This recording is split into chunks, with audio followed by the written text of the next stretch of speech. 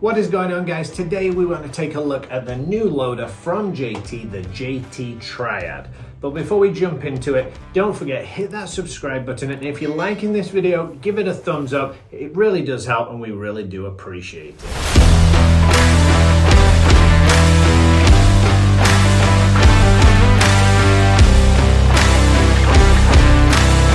First of all, what we wanted to do before we put the video out, before we did this video, I wanted to get some real field play feedback from players. We had 3 people today out playing. They played for about 4 hours, I would say, using the new JT Triad. They all picked them up today, this morning, and the feedback that came in, I wanted to gather that up to make sure I could give you the most truthful, honest opinion without just taking it out of the box and talking about it before we'd seen it in use.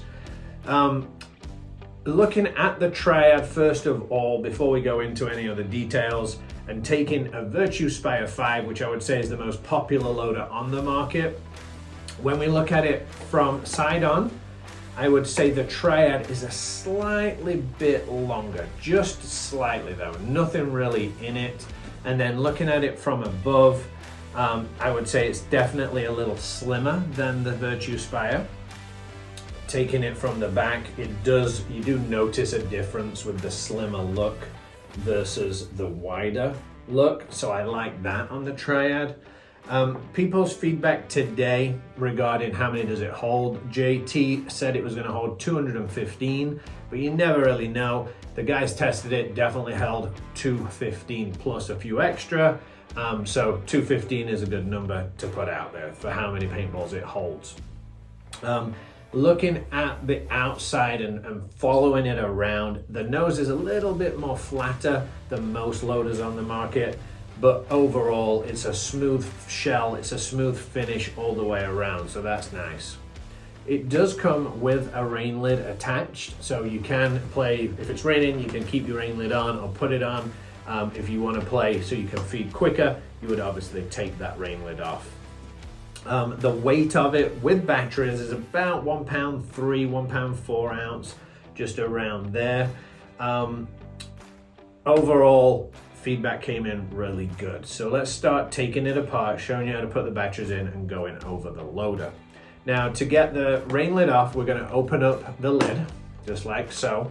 These new ones, you can definitely tell they're new. There are a little tight. There's 2 little prongs at the bottom of the lid that really want to be pushed in and then out. What I've found, if I just put my finger towards the bottom and a little bit of force, it does push it out. I've probably done this 5-6 times on different loaders so far since we had them for the last 48 hours, and none of them have broke. You feel like you're going to break it, but as long as you put the pressure on the bottom, it seems to just pop them straight out, and now you're at the rain lid. So that's how most people will play with it.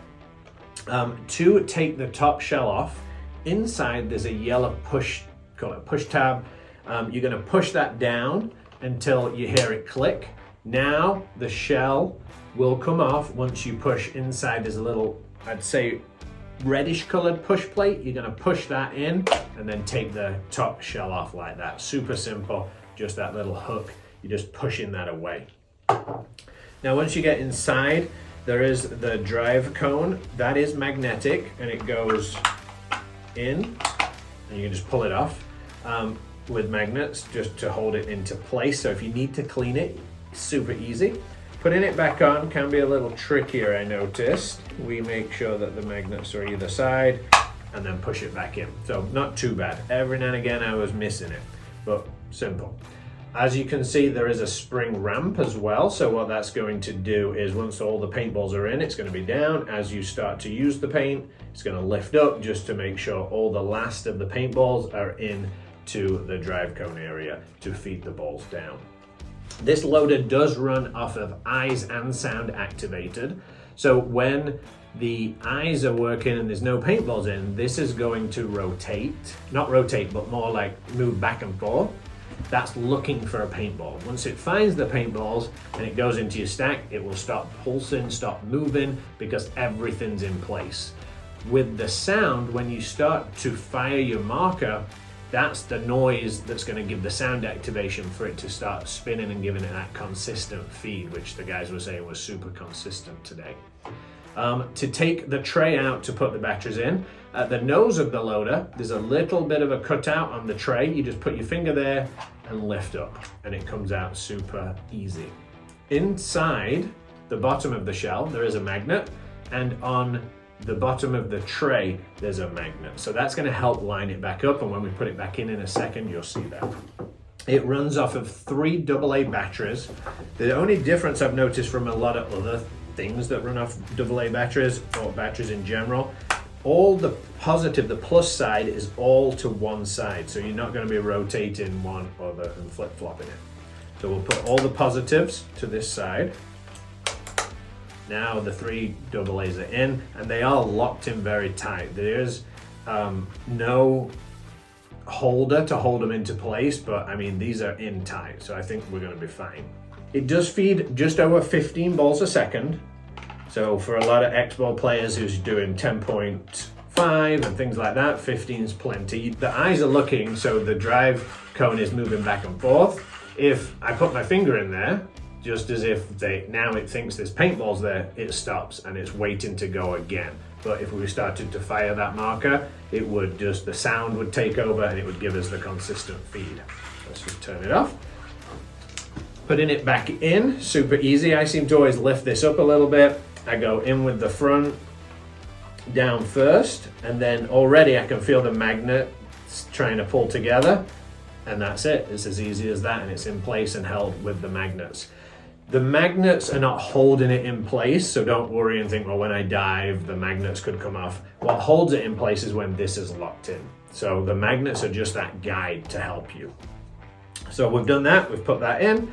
Now with putting the top shell onto the bottom, this is more of a hook than a hinge. So you don't need to hinge it down. You sort of just come in from the front, get it lined up, and then push it down, and you heard it click. Now the shell is onto the bottom of the shell.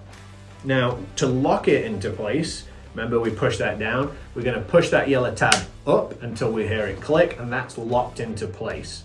Testing today, if you forgot to lock it into place and went out to play a game, it's not the end of the world for sure. You can play paintball, especially if you're playing on your feet.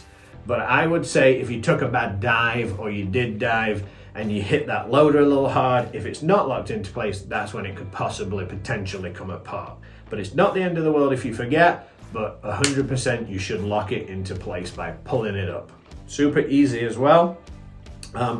Overall, guys, this loader seems very well built, very simple to use. There's no programming, no Bluetooth, no anything. You just basic on, and you can see now there is the green light telling me it's on, and then off is just pushing that front button. So there's a button and an indicator. That is it. Super simple. Overall, very impressed with early results. JT Triad, check them out at BFPGear.com.